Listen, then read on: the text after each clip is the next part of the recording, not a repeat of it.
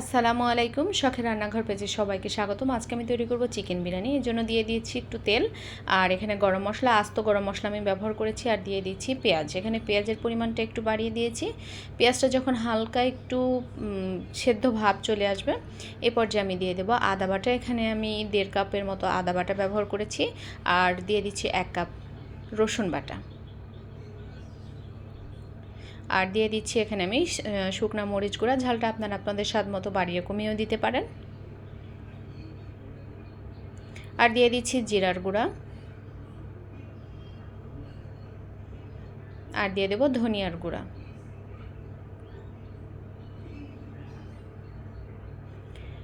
এই পর্যায়ে আমি দিয়ে দিচ্ছি গরম মশলার গুঁড়া আর স্বাদ মতো লবণ। আর এখানে আমি সামান্য একটু পানি দিয়ে দেব মশলাটাকে খুব ভালোভাবে কষানোর জন্য।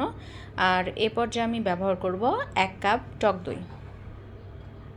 টক দই দিয়ে মশলাটাকে আমরা অনেকক্ষণ ধরে কষাবো। আর যে বিরিয়ানির মশলার প্যাকেটটা থাকে সেই মশলাটা আমরা দিয়ে দেব। দিয়ে 5 মিনিটের মতো মশলাটাকে কষিয়ে এই পর্যায়ে আমরা দিয়ে দেব মুরগির মাংস। এখানে কিন্তু আমরা এক্সট্রা আর কোনো পানি ব্যবহার করব না। যদি দেশি মুরগি দিয়ে আপনারা রান্না করেন তাহলে অবশ্যই পানিটা দিতে হবে। আর এখানে ঢাকনা বন্ধ করে আমরা রান্না করব। মাঝে মাঝে ঢাকনাটা উঠিয়ে একটু উল্টে পাল্টে দিতে হবে।